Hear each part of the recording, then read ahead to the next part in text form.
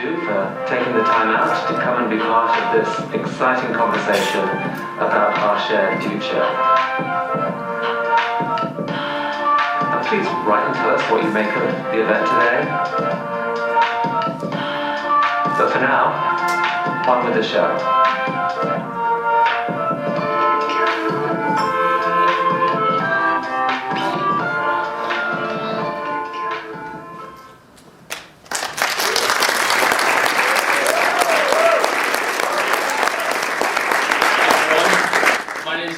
And welcome to TEDx WUSTL 2013, Cultivate the Intellect. I'd like to introduce our first speaker tonight, Aaron Samuels. Now, Aaron is a WashU alum from 2011. During his tenure here, he founded WUSLAM and competed in spoken word poetry nationally. Today, he continues on with that passion as a professional poet, specifically emphasizing identity exploration. He's about to release his first full collection of poems, and tonight he's here to give a sneak preview of that. Let's give a warm welcome to Aaron.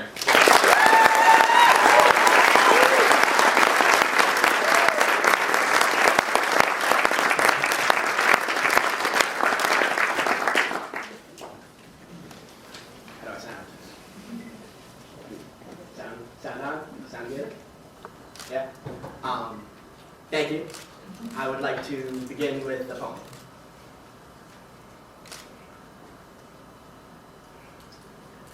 My grandma kicked the crap out of your grandma. My grandma, thorough. My grandma, laser vision. What's a laser? My grandma, not sure. But she got it. Got a Sega Genesis too. Don't need it, but it's good to have around when you got grandkids. And my grandma got grandkids. Got regular kids too. They're grown-up kids, but my grandma still got them. Keep them close, like her New York Times. If anything, my grandma got news. New news, mostly old news, which I think ain't news no more. But grandma says news is history. And my grandma got history.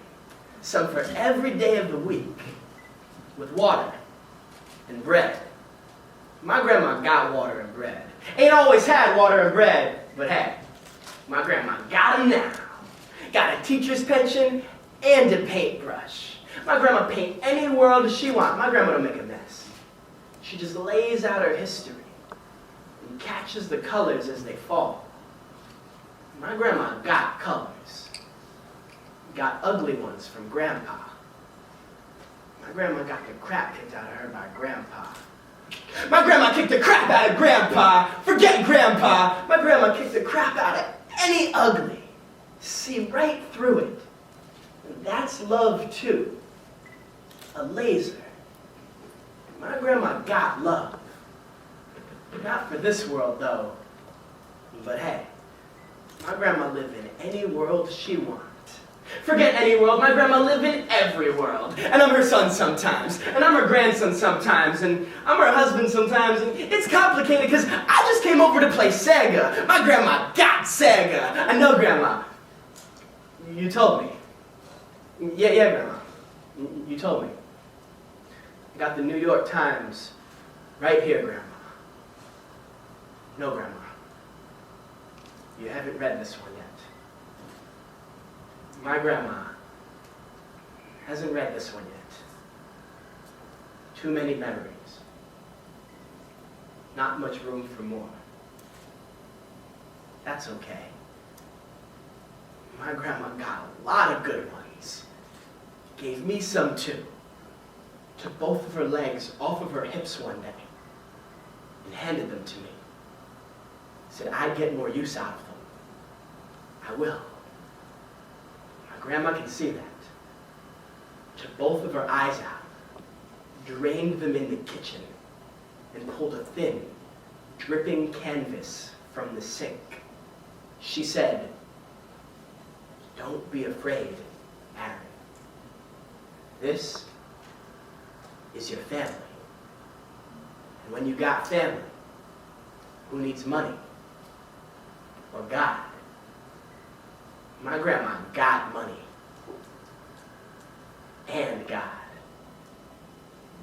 believe in either. My grandma going to heaven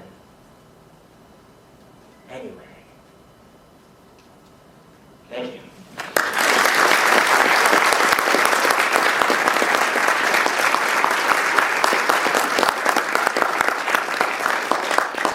So I'm here today to talk about identity.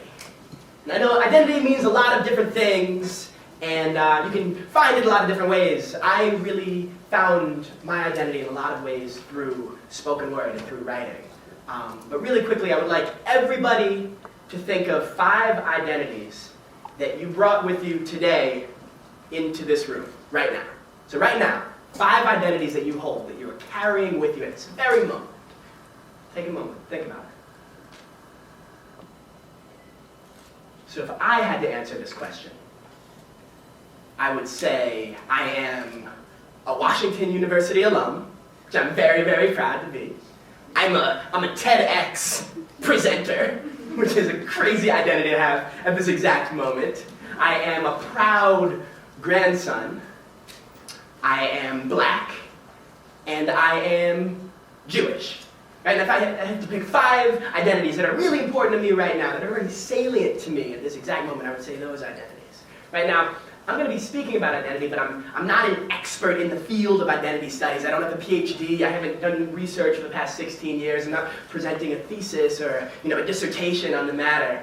What I am here to discuss is my own process of identity development and exploration, because I am an expert in being Aaron Samuels, right?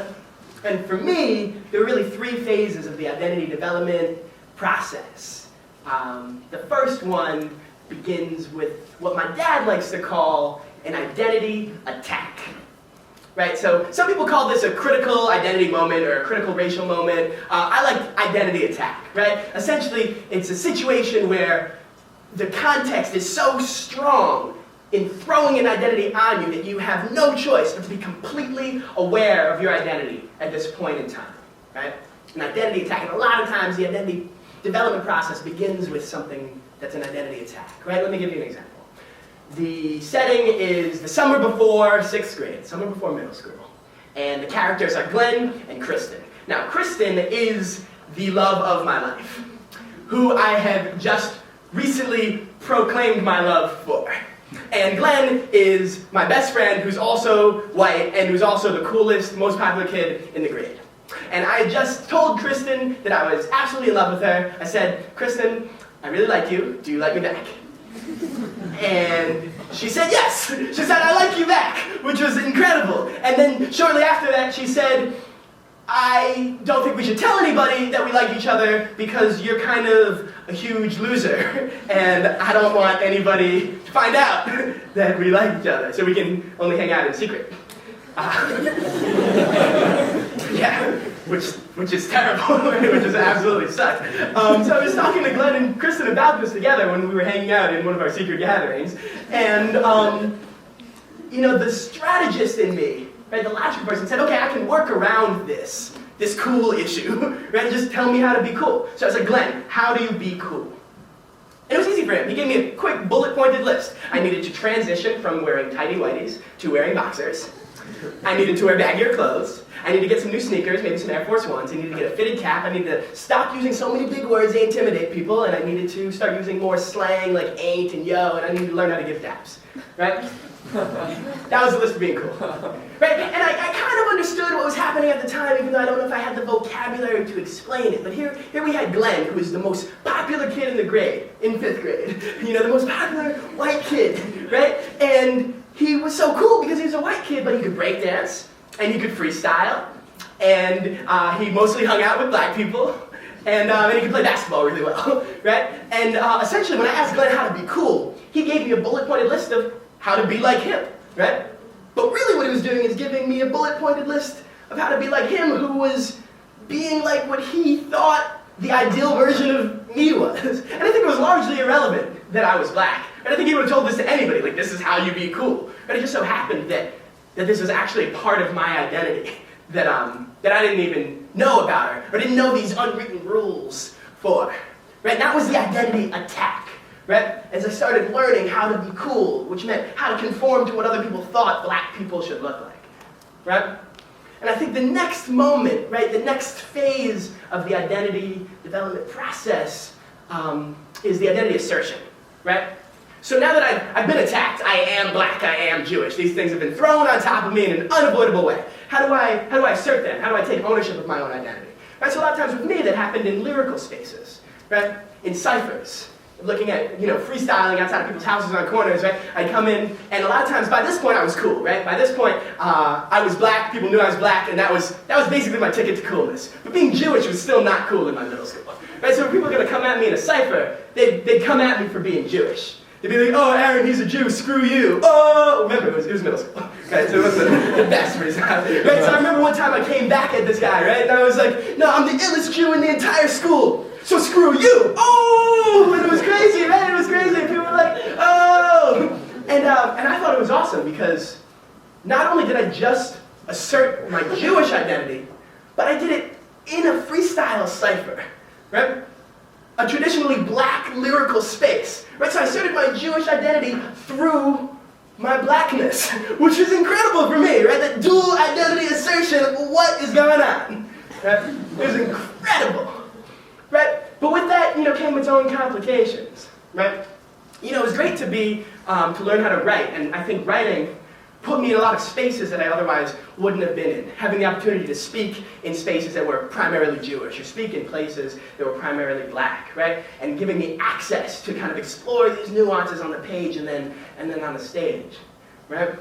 But it's difficult because with these privileges that were getting me into these spaces came complications. Let me give you an example. At my bar mitzvah, I gave a speech about how growing up in the Jewish community was tough because I was one of the only black people around. And this guy came up to me after my speech, right? An elder in the community, and he said, oh, Aaron, it was a great speech, but I want to let you know it's fine. Nobody noticed.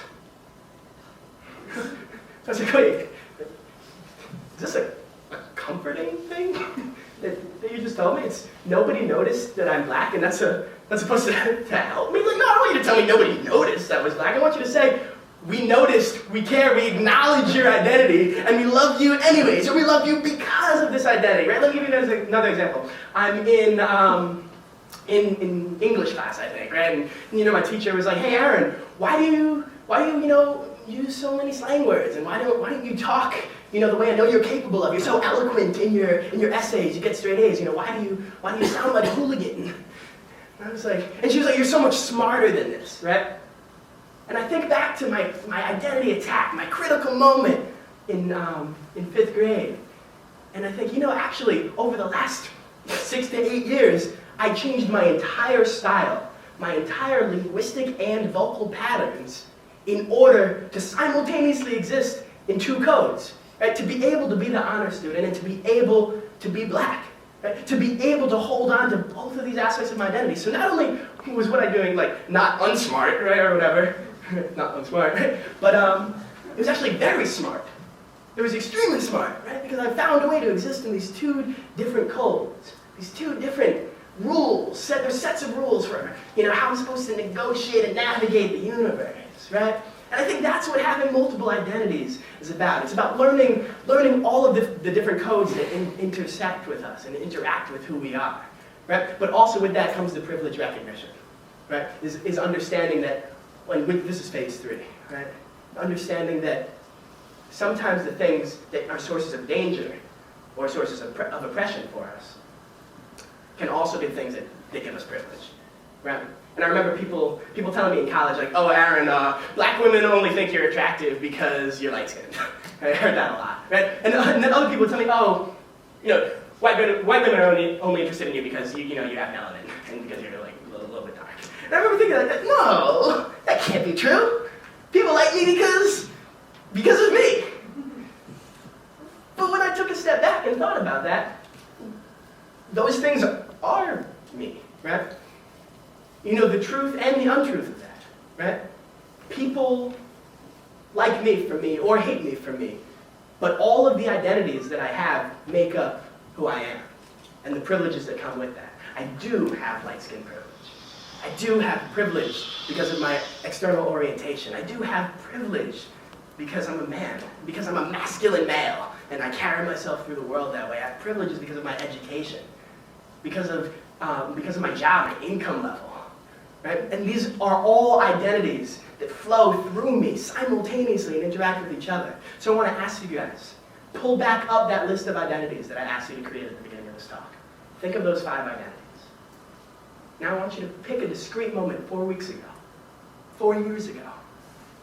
What identities rise to the top of your list then? What 5 identities are most salient to you? I want you to think forward. Predict 4 weeks from now, 4 years from now. What identities are going to be most important to you in that moment? Growing up a lot, I heard, in order to be successful, you need to just be yourself. Now, I respectfully disagree with that statement. Just be yourself, in the same vein as just keep it real, right? Just hold on to who you are. I think that's ridiculous, because we know that who we are is a multiplicity of different identities at any given point in time, right? That we are triggered in different ways by the context that we exist in that makes one identity or another identity more salient than others at the given point in time. And we need to understand that about each other as we're going to navigate the world. So what I want to say to you, Washington University TEDx, don't be yourself. Be yourselves and acknowledge the multitude of identities that you all contain. And more than that, acknowledge them for other people that you interact with. Right? This isn't just about understanding ourselves and understanding our own identity. It's about looking at people in the world that we meet, that we interact with every day, and understanding that who they are is influenced by the multitude of contexts and situations that they bring to the table. Right? And with that, I would like to end with another poem. This is Broken Ghazal in the voice of my younger brother.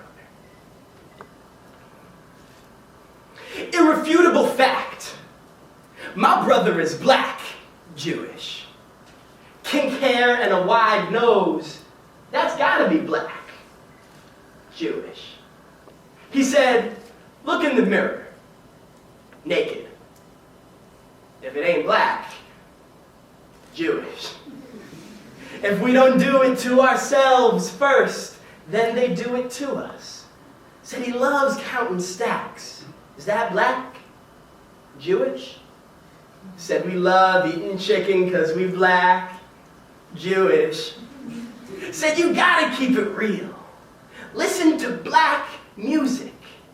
If you want to keep your teeth, you ain't allowed to act Jewish. And that's Jewish. Night of the broken glass, Jewish. They'll beat your face in with a bat until it's black, Jewish. They raped your great-grandma, and that's a fact, Jewish. Say a prayer for the secrets your family keeps, Kaddish. See Aaron, you run, but I learned to attack, Jewish. In order to survive, you gotta be black, stupid. Let him tattoo my arm. That's how I act, Jewish. That's how I be black. But that's not what you did. Got yourself a good job where nobody's black, Jewish. Cut the slang off your tongue. It's too black, Jewish. And you never came home, Aaron, where it's black, Jewish. And not coming home is black, Jewish.